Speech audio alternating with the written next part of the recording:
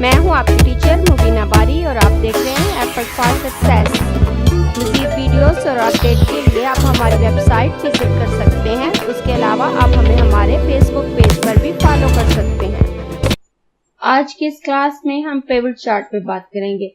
जिस तरह से एक बड़े डाटा में से जिसमें मल्टीपल रेंज मौजूद होती हैं, डिफरेंट लोगों ने डिफरेंट मंथ में डिफरेंट काम किए होते हैं, डिफरेंट प्लेसेस पे काम किए होते हैं, तो हम किसी एक स्पेसिफिक फील्ड का टेबल बनाते हैं जिसे पिवट टेबल कहते हैं।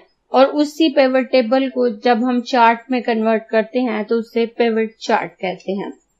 इस ऑप्शन को इस्तेमाल करने से पहले मैं अपने डाटा को टेबल में कन्वर्ट कर लेती हूँ। ये मैंने अपने डाटा को टेबल में कन्वर्ट कर लिया। उसके बाद अब मैं इसको सिलेक्ट करूंगी और सिलेक्ट करने के बाद इंसर्ट मेन्यू में से पिवट चार्ट के ऑप्शन पे क्लिक करूंगी। और यहाँ मेरे पास दो ऑप्शन है, pivot chart and pivot table. इन दोनों में से मैं अगर पिवट चार्ट का ऑप्शन सिलेक्ट करूं तो सिलेक्ट टेबल रेंज, तो यहाँ मैंने टेबल की रेंज दी हुई है और वो सिलेक्ट है। और न्यू वर्कशीट को सिलेक्ट करके मैं ओके करूं तो आप देखें यहाँ मेरे पास वही ऑप्शन आए हैं जो पिवट टेबल में थे।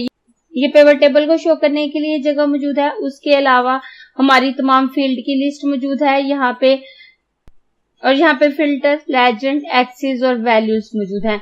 इसमें से हम जिस फील्ड का भी चार्ट बनाना चाहते हैं उसे यहाँ ऐड करेंगे और उसका टेबल यहाँ पे क्रिएट हो जाएगा और चार्ट यहाँ पे क्रिएट हो जाएगा। अगर मैं नेम के ऑप्शन को सिलेक्ट करूं तो आप देखें नेम का ऑप्शन यहाँ पे मौजूद है।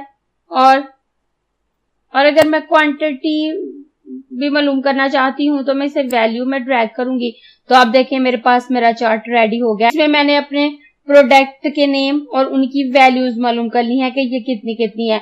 और अगर हम टोटल देखें तो मेरे पास डेल की भी 5 प्रोडक्ट हैं, एलजी की भी 5 प्रोडक्ट हैं और एचपी की भी 5 प्रोडक्ट हैं, इसलिए ये तमाम कॉलम इक्वल आ रहे हैं। अब अगर मैं इनके कलर पे बात करूं और मैं इसके कलर ऑप्शन को यहाँ पे ड्रैग करूंगी तो आप देखें यहाँ मेरे पास ब्लैक कलर, सिल्वर और रेड कलर मौजूद है। तो यहाँ डिफरेंट ऑप्शन मौजूद हैं कि डेल में ब्लैक और सिल्वर कितने हैं, एचपी में ब्लैक और सिल्वर कितने हैं। और अगर मैं इनकी फिल्ट्रेशन करना चाहूँ तो मैं मॉडल को फिल्टर में ऐड करूंगी। तो आप देखें जिस तरह से पिवट टेबल में फिल्टर की ऑप्शन ऊपर मौजूद थी यहाँ भी मौजूद है। और यहाँ पे मैं इस ऑप्शन पे क्लिक करूं तो मेरे पास 3 मॉडल हैं, I3, I5 और I7। और सिलेक्ट मल्टीपल आइटम पे मैं क्लिक करूं तो यहाँ मेरे पास 3 ऑप्शन आते हैं। अगर मुझे जस्ट I7 का डाटा मालूम करना है तो मैं इस पे चेक लगा रहने दूंगी और दूसरे चेक हटा के ओके करूंगी। तो आप देखें I7 में मेरे पास जो आइटम है उसी के मुताबिक ये डाटा कन्वर्ट हो गया है और यहाँ ये चार्ट भी उसी के मुताबिक चेंज हो गया है। अब मैं दोबारा इस फिल्टर ऑप्शन पे क्लिक करूंगी और अगर मुझे I5 का डाटा मालूम करना है तो मैं इस पे टिक लगाऊंगी और इस चेक को हटा दूंगी और ओके करूंगी। तो आप देखें अब मेरे पास I5 का डाटा आ रहा है। इस तरह से मैं इस डाटा को फिल्टर भी कर सकती हूँ और इस पिवट चार्ट को तरतीब दे सकती हूँ। अगर मैं इस चार्ट के साइज को छोटा या बड़ा करना चाहूँ तो मैं कर सकती हूँ। इसे मैं यहाँ से पकड़ के ड्रैग करूंगी तो ये छोटा हो जाएगा। और अगर मैं इसको कलरफुल देखना चाहती हूँ तो मैं इस कलर ऑप्शन को लेजेंड सीरीज में भी ड्रैग कर दूंगी तो अब ये मेरे पास डिफरेंट कलर में मौजूद है। और यहाँ मुझे शो भी हो रहा है कि मेरे ब्लैक कलर को ब्लू बार से शो किया जा रहा है, रेड कलर को ऑरेंज बार से और सिल्वर कलर को ग्रे बार से शो किया जा रहा है। और जैसे ही मैंने ये टेबल क्रिएट किया है मेरे पास एनालिसिस, डिजाइन और फॉर्मेट के 3 ऑप्शन मौजूद हैं। और अगर मैं इसमें आऊं तो यहाँ सबसे पहले चार्ट नेम है, यहाँ से मैं अपने चार्ट को नाम दे सकती हूँ। इसके बाद यहाँ एक्टिव फील्ड शो हो रही हैं। उसके बाद स्लाइसर और टाइमलाइन की ऑप्शन हम इंसर्ट मेन्यू में से ही डिस्कस करेंगे। उसके बाद रिफ्रेश ऑप्शन है। तो अगर मैं अपने ओरिजिनल डाटा में कोई चेंजिंग करती हूँ तो उस चेंजिंग का इफेक्ट मेरे इस टेबल में देखने के लिए मैं उसे रिफ्रेश ऑप्शन पे क्लिक करूंगी। हमारे माइक्रोसॉफ्ट एक्सेल के चार्ट्स, चाहे वो पिवट चार्ट है चाहे वो सिंपल चार्ट है, ऑटो अपडेट होते हैं जब हम उसके ओरिजिनल डाटा में तब्दीली करते हैं। और स्पेशली उस वक्त जब हमने अपने डाटा को टेबल फॉर्म में कन्वर्ट कर लिया होता है और उसमें हम कोई भी तब्दीली करते हैं तो उसका इफेक्ट हमें पिवट टेबल की सूरत में नजर आता है।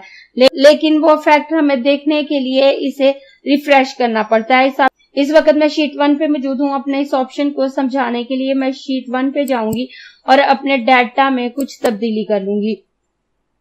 यहां से मैं इस एक कलर को चेंज करके ग्रीन कलर कर देती हूँ। ये मैंने डेल की एक आइटम का कलर रेड से चेंज करके ग्रीन कर दिया। अब यहाँ मेरे पास टोटल 4 कलर आ गए और इस तब्दीली को करने के बाद मैं वापस शीट 2 पे आऊंगी और अभी तक आप देखें यहाँ मेरे पास 3 कलर ही शो हो रहे हैं।